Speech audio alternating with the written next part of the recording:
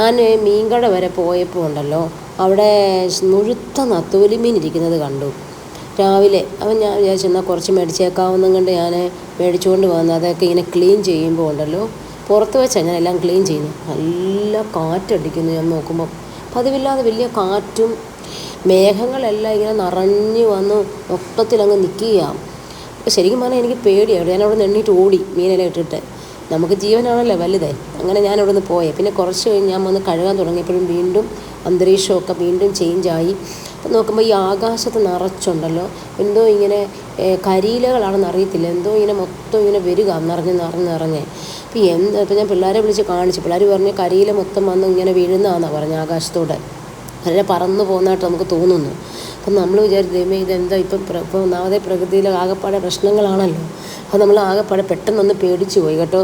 അപ്പോൾ അങ്ങനെ ഇത്രയും കണ്ട് പേടിച്ചാൽ നമ്മളെ ഈ വയനാട്ടിലെ പ്രശ്നങ്ങളും അതൊക്കെ നമുക്ക് ഓർക്കാൻ പോലും പറ്റുന്നില്ല. അവിടുത്തെ ജനങ്ങൾ എന്തുമാത്രം കഷ്ടപ്പാട് അനുഭവിച്ചു. ഒരൊറ്റ രാത്രി കൊണ്ട് എല്ലാവരെയും നഷ്ടപ്പെട്ടു അല്ലേ. നമ്മളിനി എത്ര രൂപ അവരെ കൂടി സഹായിച്ചാലും അവരുടെ ഉറ്റവരെ നഷ്ടപ്പെട്ടവരും എല്ലാം അവരെ തിരിച്ചു കിട്ടാൻ കിട്ടത്തില്ലല്ലോ. അപ്പോൾ നമ്മളതെല്ലാം ഇങ്ങനെ ആലോചിച്ചു പോയി കേട്ടോ. അപ്പം ശരിക്കും ഞാൻ എപ്പോഴും ചിന്തിക്കുമ്പോൾ ഞാൻ ഓർക്കും, ഈ പ്രകൃതിയെ മനുഷ്യൻ എന്തൊക്കെയാണ് ചെയ്തു കൂട്ടുന്നത്. പ്രകൃതിയിൽ ഇപ്പം ഏതെങ്കിലും ഒരു കൊച്ചു കുഞ്ഞു തൊട്ട് ഒരു വലിയ മനുഷ്യൻ വരെയും ഇന്ന് പ്രകൃതിയെ ഏതെങ്കിലും വിധത്തിൽ സ്നേഹിക്കുന്നുണ്ടോ? നമ്മുടെ കേരളം എന്ന ഈ കൊച്ചു ഗ്രാമപ്രദേശത്തെ നമ്മളെല്ലാവരോടും കൂടി നശിപ്പിച്ചു. നമ്മളെല്ലാം ഉൾപ്പെടുന്ന ഈ സമൂഹം മൊത്തം അതിനെ കീറി മുറിച്ച് നശിപ്പിച്ച് കളഞ്ഞു. എല്ലാവരും പറയുന്നു അവിടെ റോഡില്ല, ഇവിടെ റോഡില്ല, അവിടെ മറ്റേതെന്നൊക്കെ പറഞ്ഞ് എല്ലാവർക്കും കംപ്ലയിൻസാണ്. അതായത് നമ്മുടെ വീടുമുറ്റം വരെ എല്ലാവർക്കും കാറ് കയറണം. അങ്ങനെ എല്ലാവർക്കും എല്ലാ സജ്ജീകരണങ്ങളും വേണം. നടക്കാനൊന്നും ആർക്കും പറ്റുന്നില്ല. അങ്ങനെ വന്ന് നമ്മുടെ ഈ ഓരോ ഭാഗത്തെയും നമ്മൾ വെട്ടിമുറിച്ച് മണ്ണുമൊക്കെ എടുത്ത് എല്ലായിടത്തെയും ഭൂമിയെ മൊത്തം നമ്മൾ പിളർന്നു കഴിഞ്ഞു. അപ്പം ഇത് നമുക്ക് ഉരുൾ പൊട്ടുകയോ അതിനപ്പുറത്തെ ദുരന്തം ഉണ്ടാകാനൊരു സാധ്യത നമ്മൾ തന്നെ ഉണ്ടാക്കി കൊടുക്കുകയാണ് ചെയ്യുന്നത്. അതുപോലെ തന്നെ കേരളത്തിൻ്റെ ഭൂപ്രകൃതി അനുസരിച്ച് ഇവിടെ ശരിക്കും ഒരു വീട് വെക്കുന്ന പോലുമില്ല. നമ്മളെല്ലാവരും ഇപ്പം നമ്മളെപ്പോലുള്ള ആൾക്കാർ കുറച്ച് ഗൾഫിൽ പോകും, അവിടെ കുറച്ച് പൈസ ഉണ്ടാക്കും, തിരിച്ചു വരും. എന്നിട്ട് അവിടെയൊക്കെ എങ്ങനെ കെട്ടിടങ്ങൾ പണിതോ അതുപോലെ ഇവിടെ വന്ന് ചെയ്യും. അവിടെ എങ്ങനെ റോഡുണ്ടോ അതുപോലെ ഇവിടെ വന്ന് ചെയ്യും. എല്ലാവരും ഇപ്പം മിക്കവരും വിദേശ രാജ്യത്തൊക്കെ പോയിട്ട് പറയുന്ന ഇവിടെ നാട് കൊള്ളത്തില്ല, അല്ലെങ്കിൽ ഇവിടെ ഇങ്ങനെ അങ്ങനെ. നമ്മുടെ കേരളം എന്ന ഗ്രാമം റോഡുകളും ഒക്കെ ചെറിയ നല്ല ഊടുവഴികളും ചെറിയ നല്ല രസമുള്ള റോഡുകളുമായിരുന്നു. പക്ഷെ അതെല്ലാം പൊളിച്ച ഇന്ന് മൊത്തം നശിപ്പിക്കുകയാണ് ചെയ്യുന്നത് ഓരോ ദിവസവും. അപ്പം വികസനം എന്ന് പറയുന്നത് ഇത് വികസിപ്പിച്ച് ഇപ്പം കുളവാക്കി മൊത്തം.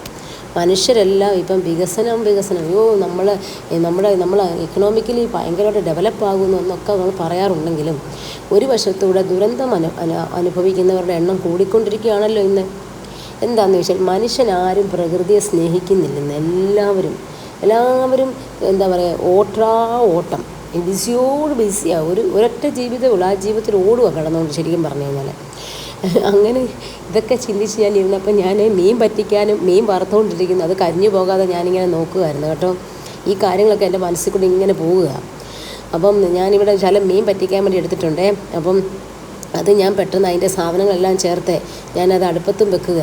അപ്പം ഞാൻ ശരിക്കും പറഞ്ഞു കഴിഞ്ഞാൽ എന്താണ്, നമ്മുടെ ഈ കേരളത്തിൽ ഈ ഗ്രാമഭംഗി മൊത്തം നഷ്ടപ്പെടുത്തി കളഞ്ഞിട്ട് നമ്മളെല്ലാവരും വലിയ ഇപ്പം നമ്മൾ ഏത് വീടെടുത്താലും അവിടെ എന്തൊക്കെ സജ്ജീകരണം കൂടി ഒരു വീട് പണിയുന്നത്.